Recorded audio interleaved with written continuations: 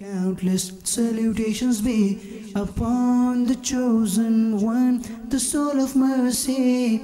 Countless salutations be upon the divine candle of assembly of guidance. Alhamdulillahi Rabbil Alameen, wassalatu wassalamu ala Sayyidil Mursaleen, amma ba'du fa'a'udhu billahi minash shaytanir rajim.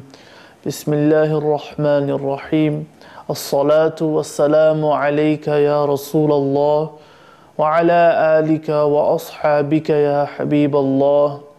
As-salatu wassalamu alayka ya Nabiyallah wa ala alika wa ashabika ya Nur Allah. Dear brothers in Islam and viewers of Madani channel, welcome to another episode of our silsila Siratul Mustafa sallallahu alayhi wa alihi wasallam, the life of the chosen one. In our last episode we covered the return of our beloved Prophet sallallahu alayhi wa alihi wasallam from Madinatul Munawwara. He had gone there with his noble mother radiyallahu ta'ala anha and Ayman, but on his return his noble mother passed away and he was entrusted to his grandfather thereafter. And the time with his grandfather Abdul Muttalib lasted for a period of 2 years, after which he was given to his uncle Abu Talib, who was the full brother of his late father Abdullah radiyallahu ta'ala anhu. We stopped at the point where we revealed how Maysara, the servant of the Honorable Khadija, would accompany our beloved Prophet sallallahu alaihi wasallam on what would be his second journey to Syria. And what happened after that? Who did they meet? Did he meet Bahira again? We will continue from there right after I share with you a benefit of sending blessings upon our beloved Prophet sallallahu alaihi wasallam, or what we commonly understand as Durood Sharif or Salawat.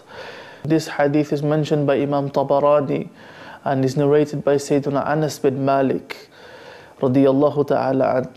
He narrates that our beloved Prophet sallallahu alaihi wasallam said, whosoever expressed a supplication of blessing for me, that supplication of blessing, that reciting of Durood Sharif, it reaches me. And not only does it reach him, he continues, he says, it reaches me and I seek forgiveness for the one who performs this action. And also, the Prophet ﷺ continues, for him 10 hasanat, 10 good deeds are written for him. Sallu ala al-Habib sallallahu ta'ala ala Muhammad. My dear brothers in Islam and viewers of Madani channel, we are reminded in this narration of how our beloved Prophet sallallahu alaihi wasallam receives our supplication of blessing. And not only does this reach him, he sallallahu alaihi wasallam, out of his merciful nature, being so merciful himself, seeks forgiveness for us. In this particular narration, it's highlighted that 10 hasanat or 10 good deeds are recorded, are written for him.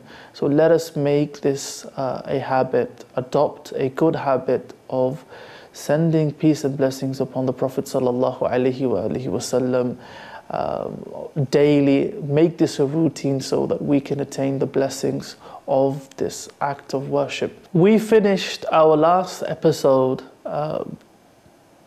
with mention of the second journey of our beloved Prophet sallallahu alaihi wasallam to Syria, and how he was accompanied by a servant of the Honorable Khadija. His name was Maysara. When our beloved Prophet sallallahu alaihi wasallam reached the famous market of Busra, near that area, within that area, he decided to rest under a particular tree, when a Christian monk came out of his cell, out of his chamber to meet Maysara, who his name was, as described or as mentioned by the books of Sirah, was Nastura or Nastur. He came out to meet Maysara, and he knew Maysara from previous meetings. The Sirah sources suggest that they were friends of some sort. He was more interested in the tree, and he looked towards the tree and he said to Maysara, who is that resting in the shade of that tree? And Maysara, as anyone would, began to introduce our beloved Prophet sallallahu alaihi wasallam by saying his name is Muhammad, he is a resident of Makkatul Mukarrama, he belongs to the Banu Hashim, a very honorable family. The family that he belongs to are carers for the sacred house, the holy Kaba, and he is an honorable man. His title is Al-Amin. So he was introducing our Prophet sallallahu alaihi wasallam with words like this. But Nastura, he said in response to all this, that none other than a prophet is resting under that tree. He said this because during his observation, he noticed all the signs that he had read about from the scriptures related to the final prophet. And also, one of those signs being that only prophets or the final prophet would rest under this tree, the shade of this tree. So this was a confirmation for him. And when he realized that it was the final prophet sallallahu alaihi wasallam, he expressed his emotions to Maysara and told him and advised him and said to Maysara, protect him from the Jews, for they may harm him. He echoed the concern that Bahira expressed in the first journey of our beloved Prophet sallallahu alaihi wasallam. It is not clear whether Nastura replaced Bahira in the same area or the same cell, but they both had the same concern for our beloved Prophet sallallahu alaihi wasallam, and he advised Maysara. He said, remain close to him always, for he is the seal of prophethood. He is the final prophet. Our beloved Prophet sallallahu alaihi wasallam fulfilled his role of that he was entrusted with in terms of the buying and selling which would take place during this business trip.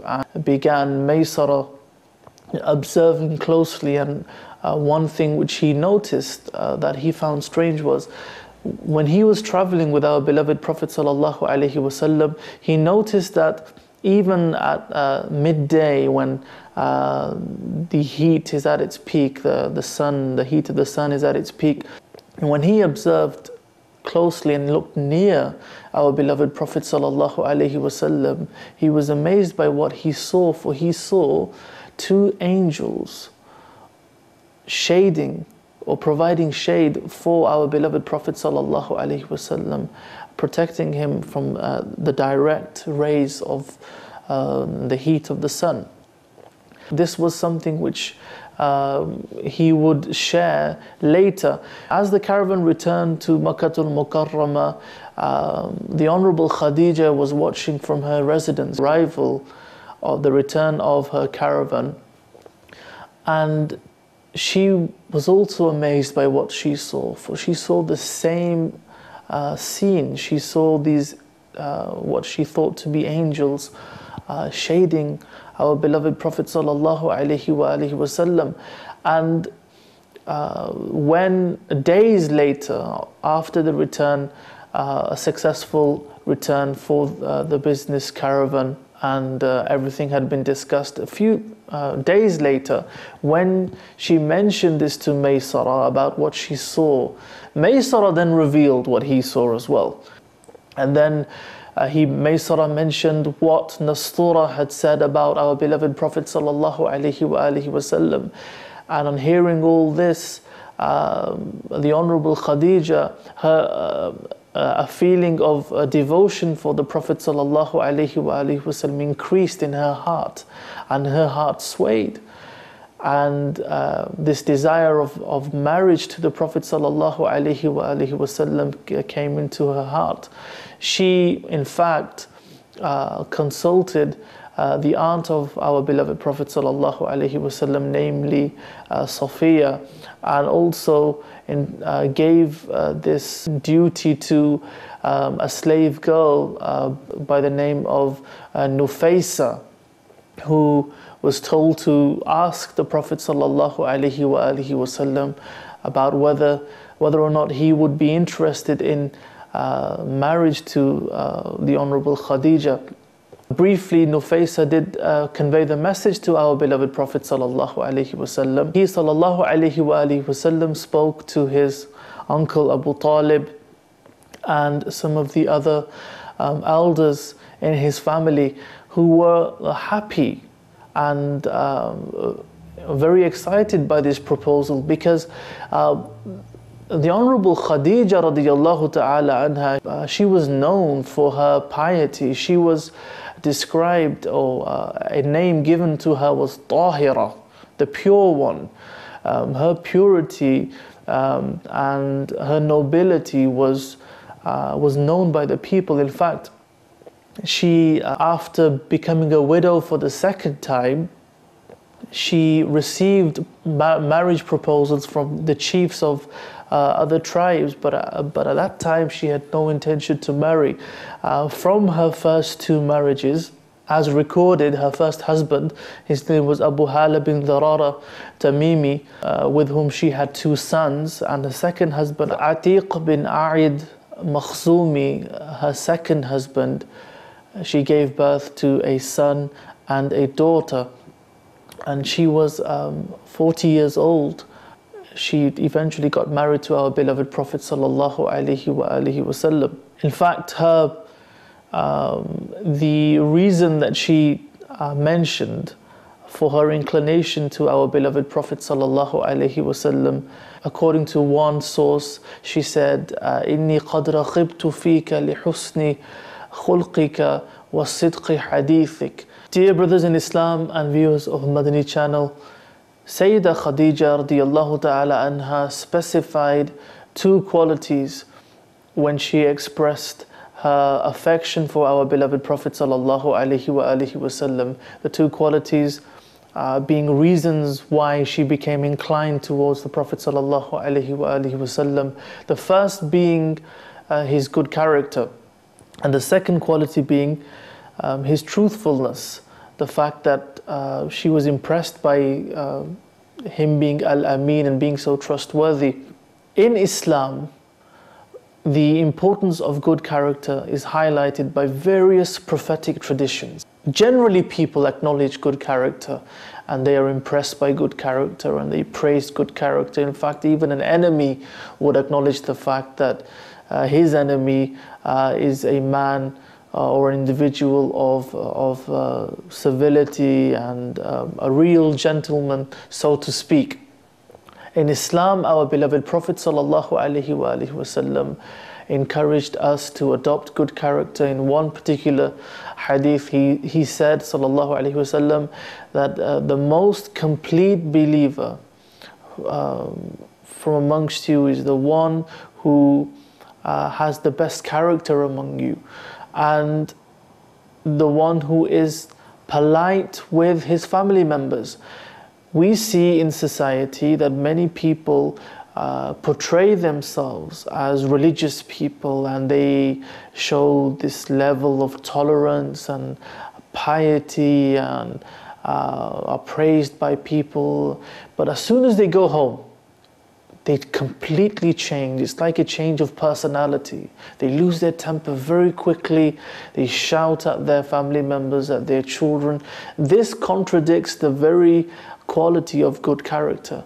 And our beloved Prophet ﷺ specified the element of behavior towards family members. In some narrations, it specifies the women of the household.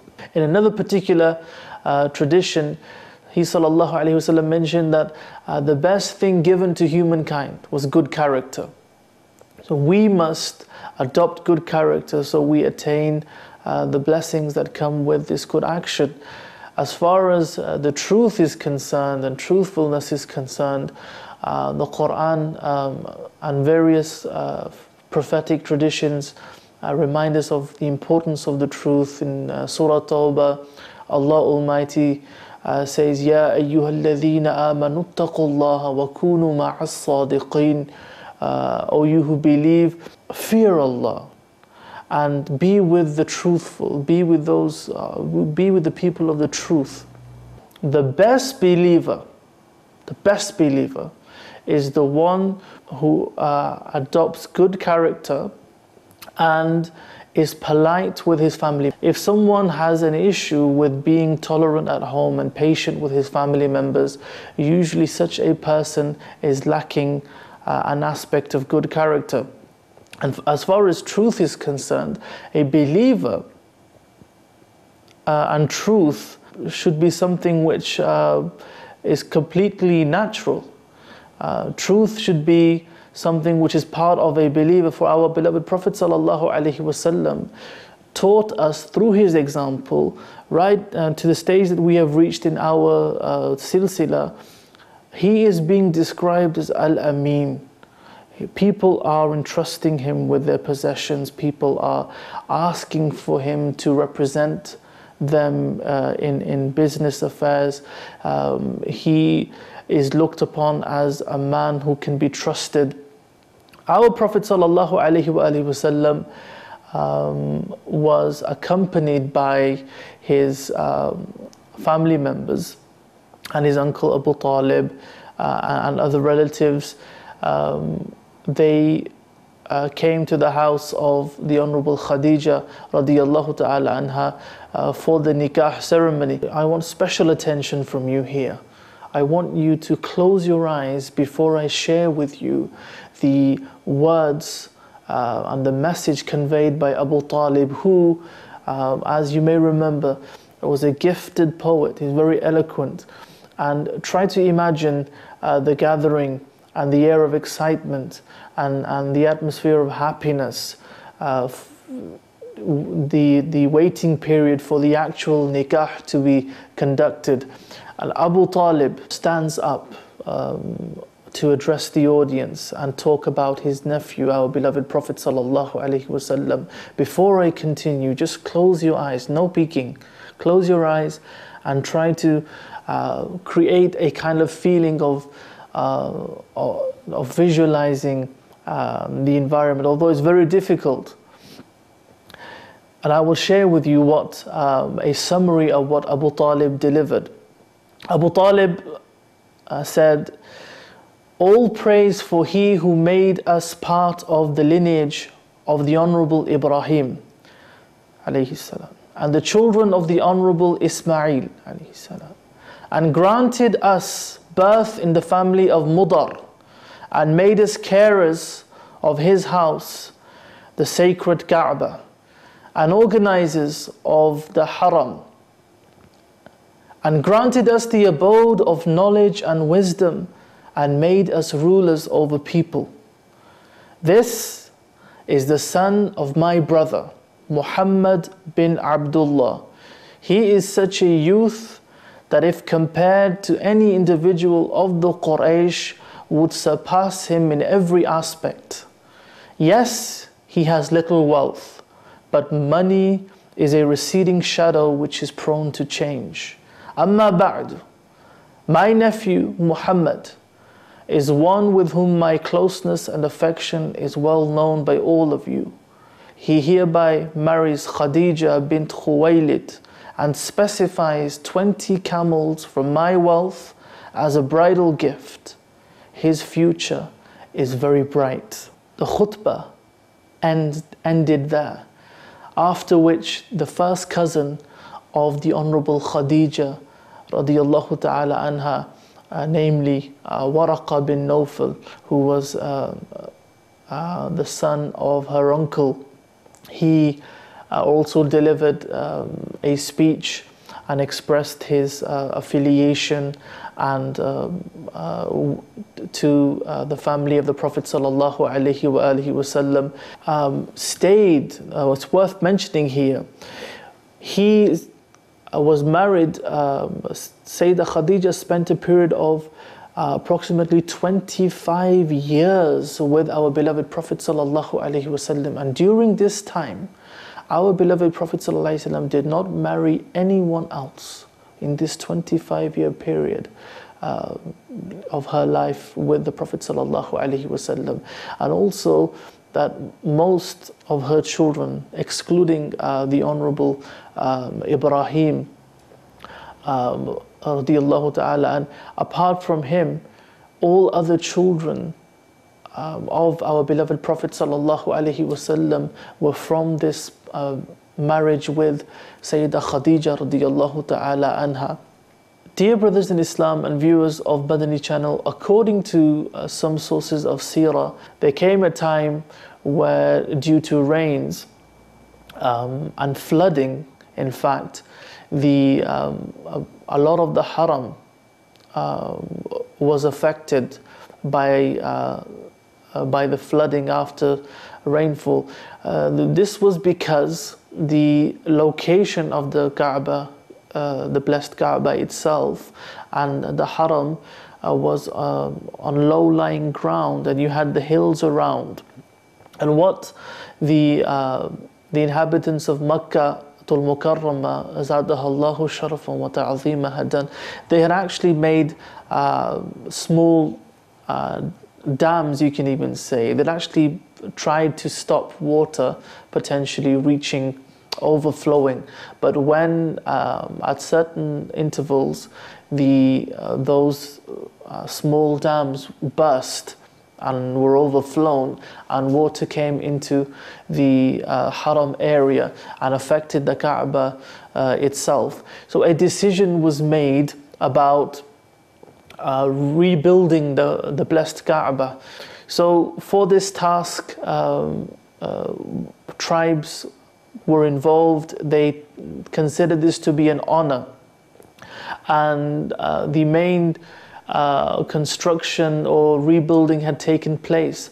Now came the moment of placing that blessed black stone, the Hajar Aswad, placing it in its location in the Kaaba. And here there was a dispute, for the chiefs began to argue. Some mentioned that they were more worthy of it, some others said that they were more deserving, and there was a standoff for 4 days at least. And according to one tradition, the Banu Adi and the Banu Abdiddar, they actually kind of took an oath. They performed a ritual of the Jahiliyyah times, where in a vessel they had some blood gathered in a vessel, and they dipped their fingers, all of them, they dipped their fingers in that container and licked their fingers as an expression of how they were committed to the cause, and no matter what, they would die for the cause.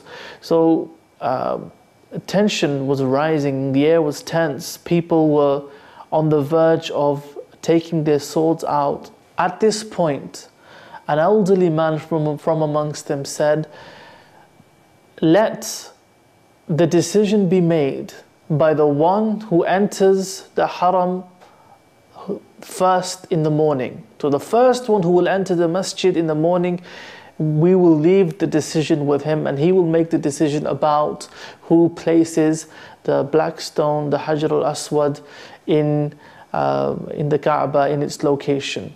And I will stop here as far as our relating the seerah is concerned. What happened?